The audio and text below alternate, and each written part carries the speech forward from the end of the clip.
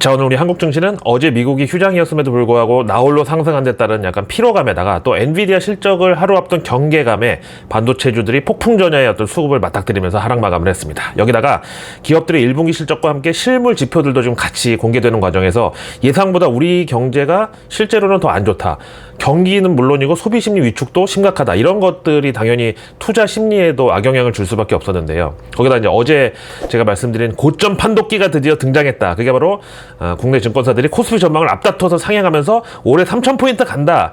이게 약간 고점 시그널이라고 말씀드렸는데 진짜로 하루 만에 갑자기 한국 증시가 반락을 해버렸습니다. 자, 그렇다고 우리가 무조건 위축될 필요는 없고요. 결국은 하여간 다 돈이 문제다.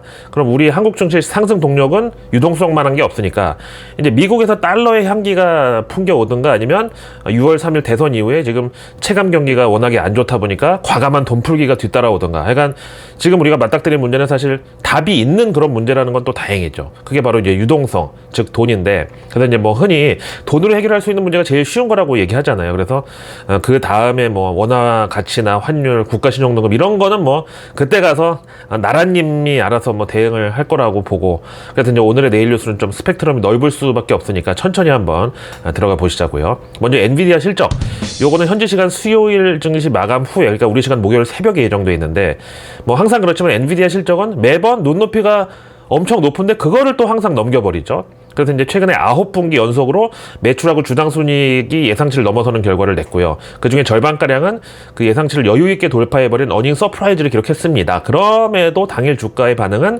뭐 복불복이었는데, 그래서 이제 최근에는 엔비디아 실적 중에서 단순히 매출하고 주당순이익 예상치를 상회하는 정도로는 투자자들이 이거는 기본 아니냐 이렇게 오히려 실망을 하는 경우가 많고, 그래서 이제는 실적의 수치를 단순히 예상치로 비교를 하는 이런 수준을 넘어서 뭔가 감동이 들어있어야 돼, 엔비디아 실적에는. 그래서 그 감동이 없다? 그러면 그냥 팔아버리는, 빼버리는 그런 현상이 고착화된 게 바로 이 엔비디아 실적입니다. 그래서 매출하고 주당순이익은 기본이고, 그 다음에 가이던스, 즉 다음 분기 실적 전망까지 요 세 가지가 예상치를 완전히 그냥 박살을 내버려야 돼. 그냥 그 정도 실적에다가 실적 발표 컨퍼런스 콜에 또 감동까지 들어있어야 되는데, 뭐 신제품 출시 계획은 뭐 물론이고요. 엔비디아 지금 AI 뭐 이 부음으로 한 2년간은 하여튼 떼돈을 계속 벌 거다. 이 정도 코멘트는 나와야 판정단이 비로소 오케이 실적 호조 이렇게 도장을 꽝 찍어줍니다. 그래서 이제 이번에는 월가 컨센서스가 1분기 매출은 431억 달러.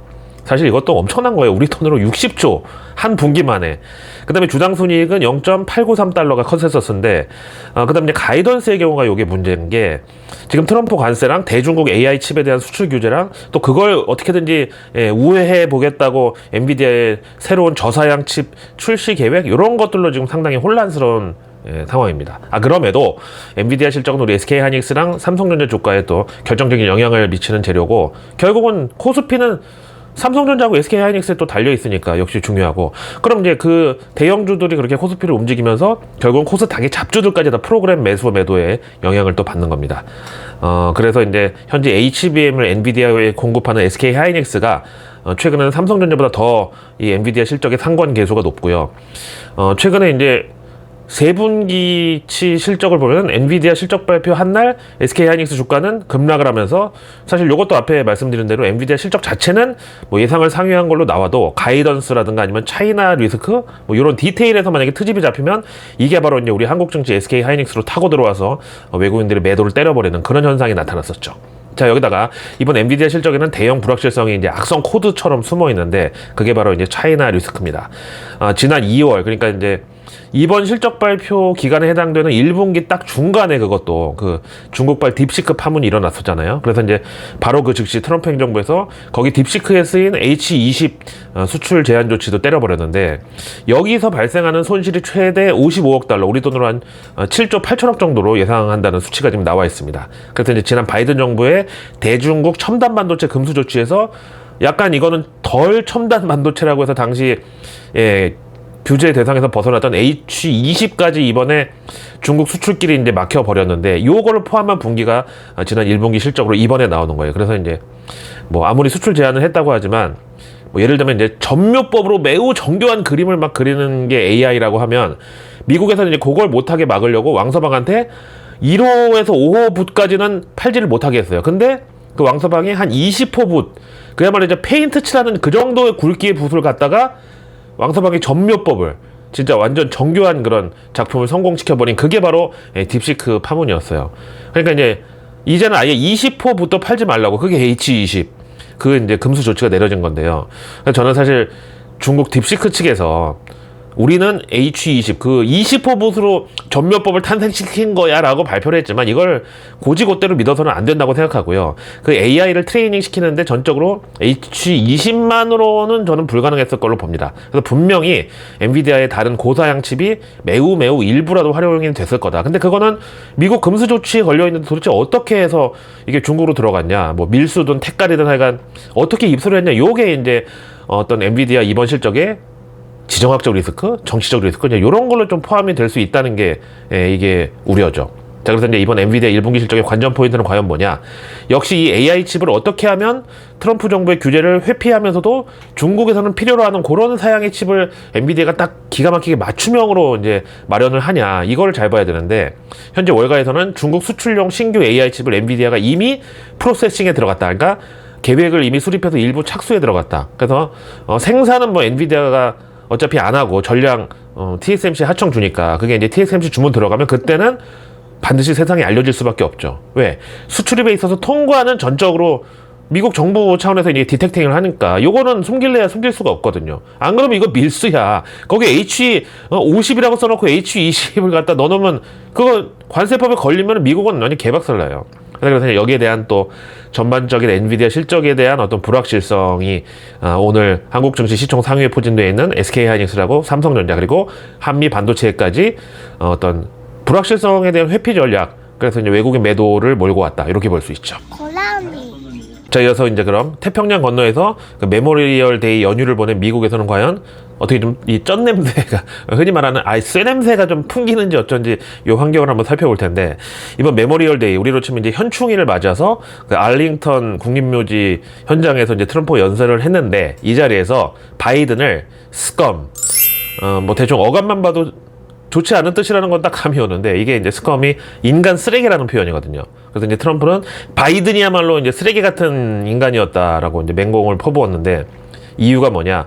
좌파 이념에 매몰돼서 4년간 아예 미국이라는 나라를 파괴하려고 했던 게 바이든이고, 그렇게 이제 미국을 위해서 희생된 사람들 대신에 어디 근본도 없는 이민자들만 돈을 퍼준, 그래서 바이든이 인간 쓰레기 같은 대통령이었다, 이렇게 강조했습니다. 거기다 이제 이런 바이든에 동조했던 판사들, 그래서 이제 이 사람들을 트럼프는 미국 국민들의 세금으로 월급 받아먹고 살면서 그 미국을 또 혐오하는 그런 괴물 판사들이라고 표현하고, 이제는 이런 것들도 척결 대상이다. 근데 다른 선량하고 자비로운 판사들, 그리고 미국의 대법관들이 우리를 구해주기를 바란다. 그래서 마지막에 또 그놈의 God bless America, 즉 미국의 신의 가호가 있기를, 이렇게 마무리 지었습니다.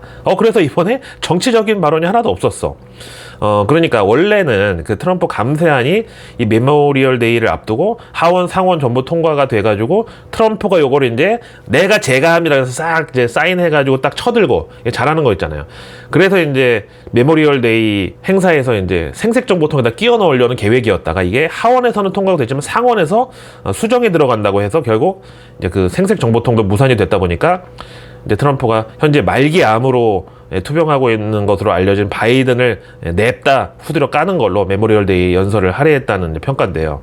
참, 근데 미국 보면 참, 거기 민주당은요, 지금 해리스고 뭐고 아무도 이 트럼프에 대항할 사람이 눈 씻고 찾아봐도 안 보여요. 심지어 이번 메모리얼 데이 기념식에도 분명히 그 카멀라 해리스 정도면 야당 대표급으로 초청장에 갔을 텐데 역시 이번에도 모습을 드러내지 않았고요. 그래서 저는 요걸 또 좀 음모론적으로 해석을 하면은, 지난 바이든 정권에서 하도 개판을 쳐놔서 그 역시 또 유태인들이 여기 이제 질서 유지권을 발동하면서 등장을 해가지고, 당분간 해리스든 뭐든 하여튼 니네 민주당은 좀 짜져 있어라, 우리가 그 스캇 베센트를 뒤에서 조종하면서 트럼프랑 원팀으로 국정 운영을 이끌어 나갈 테니까 니네 야당은 역할도 하시지 말고 그것도 이제 우리 유태인들이 당분간 접수한다, 요런 지금 상황이 아닌가. 아니, 그러지 않고서는 지금 트럼프 공식적으로는 이제 두 번째 임기니까 내년 중간 선거도 이제 준비해야 되고, 그러면 당연히 미국 민주당에서는 차기 대선 후보가 지금부터 활약을 해야 되는데 왜 아무도 나서는 사람이 없는 거냐. 그냥 바이든 말기암 요거 말고는 현재 민주당에서는 다른 이슈도 또 관심을 받는 인물도 도저히 찾아볼 수가 없어요. 거기다 이제 트럼프가 이번에는 또 하버드를 타겟으로 삼고 나서가지고 일단 그 하버드 대학교의 유학생 신분으로 학교를 다니면서 또 그 와중에 반미 친 팔레스타인 그리고 반 이스라엘 시위에 참여한 학생들을 색출해내가지고 유학 비자를 취소시킨 게 알려져서 여기 이제 우리 한국 학생들까지 포함되어 있다고 한바탕 또 시끄러웠는데, 근데 이번에 메모리얼데이 인터뷰에서 트럼프가 또 그 하버드를 정조준하면서 여기 들어가는 미국 정부 지원금 30억 달러를 전국의 직업 학교에다가 배분하는 조치를 검토하고 있다. 그래서 이제 이 하버드를 시작으로 미국 교육부의 예산 투입 방식을 전면 개편할 수 있다고 이렇게 또 선전포고를 했습니다. 야, 그래서 지금 이제 하버드 동문들도 당장 우리나라에도 대선 후보 중에 한 명 있는데, 하여튼 아이비리그 전체에서 유태인 비중이 제일 높은 게 하버드이기도 하고, 또 그 워싱턴 로비스트 그룹에도 이 하버드 동문들이 이제 포진이 돼 있는데, 이런 트럼프의 조치에 대해서 집단으로 들고 일어나야 되는지 어쩌는지 지금 고민에 빠졌다고 하는데, 또 그렇다고 지금 하버드에 대한 그 트럼프의 저격 그 명분을 보면은 여기 또 쉽게 반대할 수가 없는 게, 트럼프가 이제 미국 최고 명문 하버드에 다니면서 반미 시위 참여하고 또 미국의 자유민주주의에 반대하는 좌파 사상을 가진 학생들에 대해서 그야말로 이제 참교육이 필요하다고, 이런 학생은 이제 집에 돌려보내야 된다고. 왜냐면 하버드 같은 명문대를 나오면 아무래도 미국 내 주류 사회에 진입하는 게 더 쉬워지는 거고, 그런 학생들이 이제 미국의 지도층으로 성장하는 그런 코스를 갈 텐데, 트럼프가 이걸 경계하는 거죠. 그래서 이제 트럼프 정부가 하버드 측에다가 전체 학생들의 명단을 내놓으라고 요청했는데, 이걸 지금 학교 측에서 이제 뭉개고 있다는 거예요. 그래서 이제 아마도 이 명단을 압수하면 그 즉시 그 학생들의 SNS를 비롯해서 뭐 통신기록, 계좌 이런 걸 싹 다 뒤져서 사상 검증에 이제 돌입하겠다는 것 같은데, 그래서 지금 하버드 측에서는 이제 그렇게 버티고 있는 거고요. 하여튼 그럼 지금 미국이 어떻게 보면 우리 대선을 앞두고 있는 지금 우리 상황보다 더 체제 전쟁이 살벌하게 일어나고 있는 겁니다. 그래서 이번에 이제 트럼프가 하버드 조지는 거는 사실 어떤 시범 케이스로다가 다른 대학들도 니네 똑바로 하라고, 이런 경고의 메시지나 마찬가지죠. 안 그러면 이제 돈 뺏는다. 그래서 지금 하버드 동문들도 또 미국의 다른 아이비리그 대학들도 지금 숨죽이고 이제 눈치만 보고 있는 그런 상황인데, 아니 그러면요, 여기서 이제 그 생각나는 게, 우리 그 연예계 블랙리스트 그 파문에 대해서는 어떻게 생각하세요?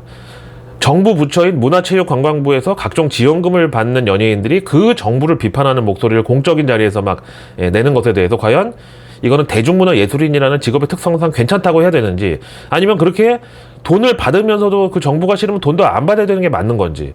아니 요즘 하다못해 영화도요, 처음에 이제 시작할 때 보면은 뭐 문체부, 중기청, 그다음에 컨텐츠진흥원 이런 거 다 국민 세금으로 정부 지원금 투입되는 그런 기관들인데, 또 영화 제작하기 전에 이제 그 펀딩 받는 과정에서 그런 정부 기관에서 돈 투자했다는 레퍼런스가 있으면 확실히 민간 창투사나 이제 금융권에서 지원받기도 또 쉬워진단 말이죠, 투자금을. 자, 그러면 이제 대기업과 재벌을 비판하는 그 정당을 지지하는 정치 성향을 가진 연예인이 CF는 또 귀신같이 대기업에서 돈 왕창 챙겨주는 그런 것만 골라서 찍는 거, 이거는 또 뭐 소속사에서 시키는 거를 어쩔 수 없다고, 그런 논리는 과연 이게 타당한가요? 아니 이 문제는 다른 걸 다 떠나서 저도 이제 유튜버고 대중문화 예술인 코드로 국세청에 세금을 납부하는데, 나는 그 정말 대중문화 예술계에서 거의 육두품급의 거의 제일 하층 계급으로 있는 사람의 그런 약자의 신분으로 여쭤보는 거예요.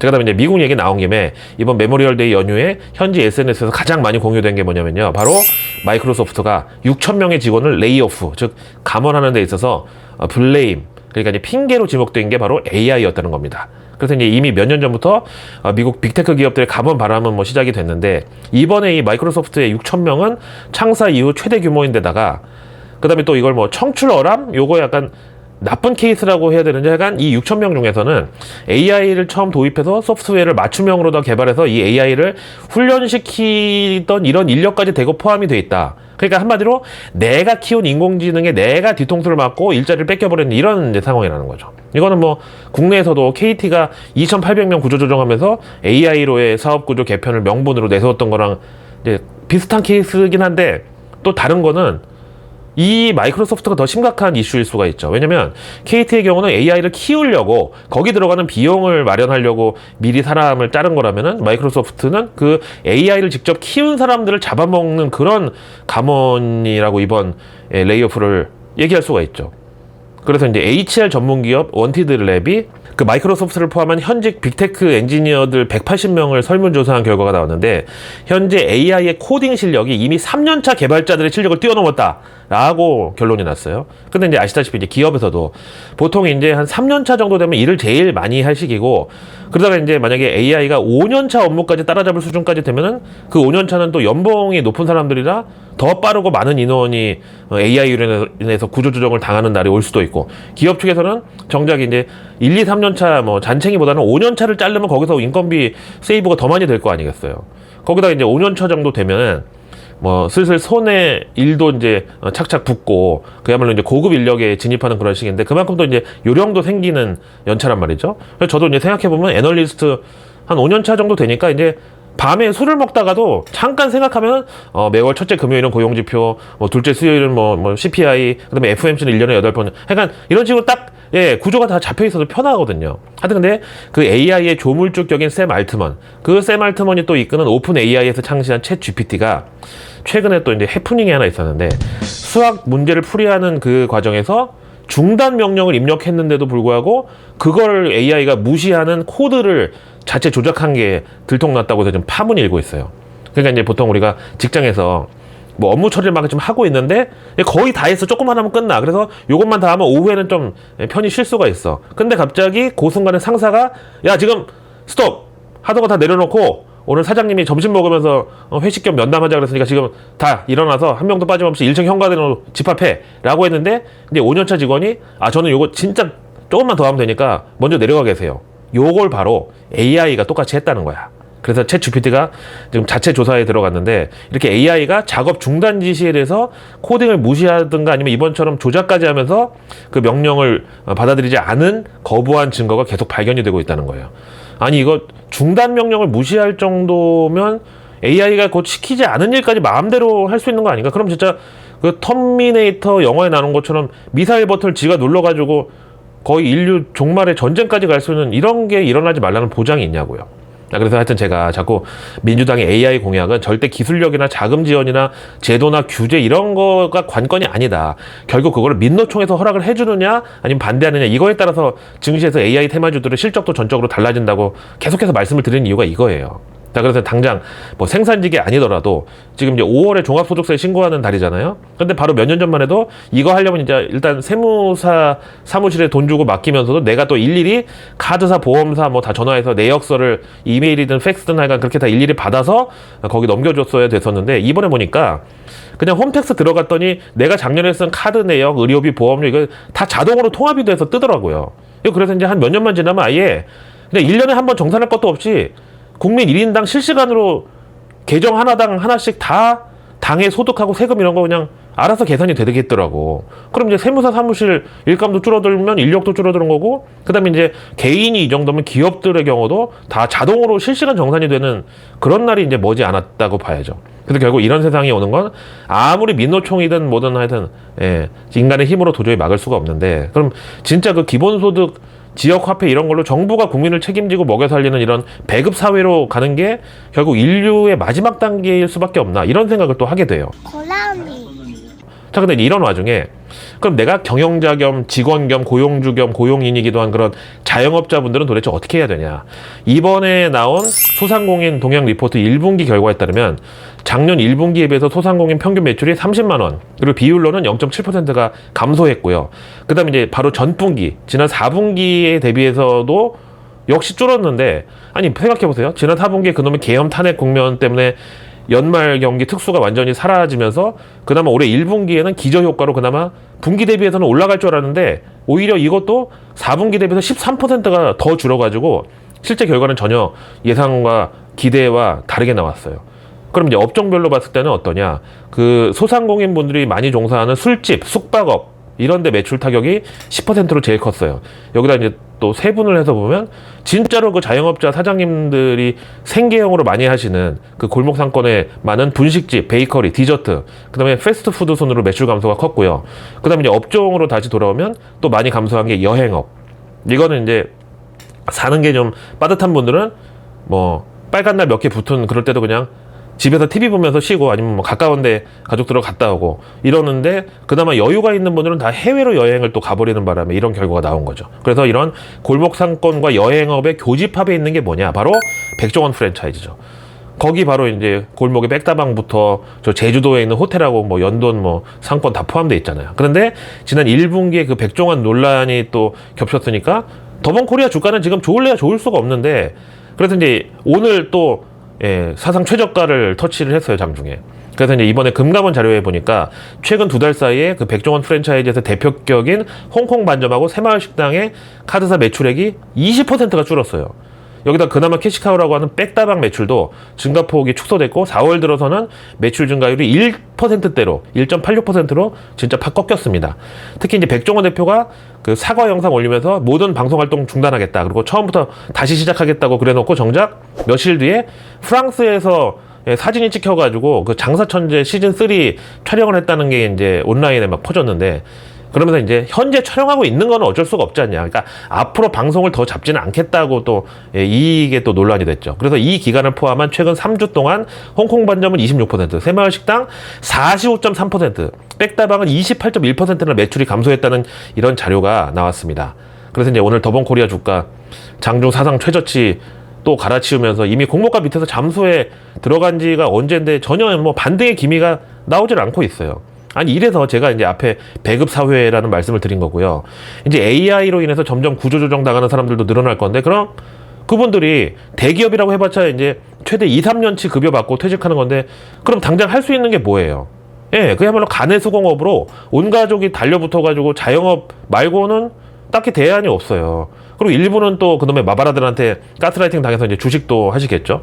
그럼 이제 이분들은 결국은 기본소득으로 국가가 챙겨주지 않으면 아예 가정부터 그 사회 기본 안전망에서 벗어나면서 무너질 수가 있는 건데, 그럼 도대체 이걸 어떻게 해야 되냐.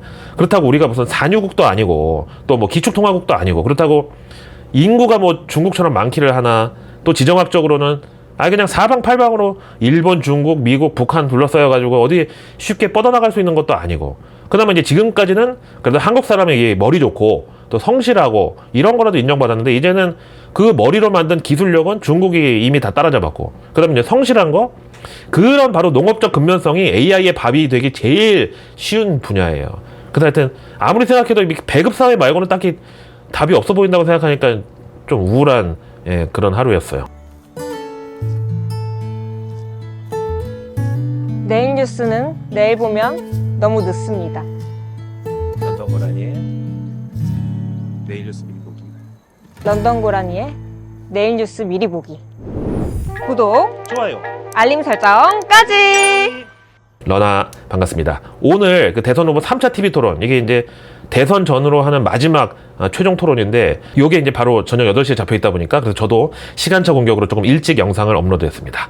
자, 어제 미국이 메모리얼데이 연휴로다가 뉴욕 증시도 휴장이었으니까 그 중동 오일먼이랑 갑자기 트럼프가 또 이제 관세를 7월로 유예해준 유럽계 자금들이 한국에서 이제 쇼핑에 나섰는데, 그럼 이제 당연히 세일폭이 제일 큰 거의 사장님이 미쳤어요급인 2차 전지도 여기 어제 수혜를 봤죠. 그래서 이제 모처럼 2차 전지 관련주들이 어제 급등했는데, 그러다가 오늘은 어제 2보 전진 후에 거의 한 4보 후퇴 수준으로 오늘 또 다시 급락하면서 에코프로는 또 52주 신저가 갈아치웠고, 그리고 LG 에너지 솔루션 같은 2차 전지 대형주들도 맥없이 오늘 또 빠져버렸습니다. 이래서 제가 2차 전지는 아직도 바닥을 생각조차 하지 말라고 말씀드린 거고, 그러니까 이제 그 트럼프 감세안에서 뭐 그놈의 AMPC 종료 시한을 원래대로 다시 늘려준다는 그 기대감으로 어제 잠시 반짝한 것도 있는데, 지금 트럼프고 유태인이고 무태인이고 하여튼 미국 재정 적자 줄이려고 눈에 불을 켜고 다니는데, 그 와중에 전기차 배터리 소재 하여튼 보조금을 여기서 늘릴 까닭이 없어요. 또 그러면 그런 보조금에 의존해왔던 K2차 전지는 결국 트럼프가 오늘처럼 바이든 개새끼 이렇게 욕 처박을 때마다 그 바이든 정부에서 혜택 본 거 그대로 토해내는 식으로 관련주들의 주가도 반복될 뿐이다. 거기다 이제 이중고로 중국발 치킨 게임까지 걸려들었으니까, 이걸 이제 예전에 그 폴리실리콘 LED 디스플레이 이런 거 중국에 따일 때 그런 수준으로다가 역시 뭐 미국을 보나 중국을 보나 해간 당분간은 가망이 없어 버린다고 이제 말씀드리는 거고, 근데도 아직도 뭐 이게 다 친중 카르텔의 농간이라는 둥, 또 무슨 금감원장이 개인 감정 때문이라는 둥, 그딴 개소리에 아직도 매몰되어 있는 분들이 적어도 우리 구독자님들 중에서는 안 계시기를 바랄 뿐입니다. 고라니.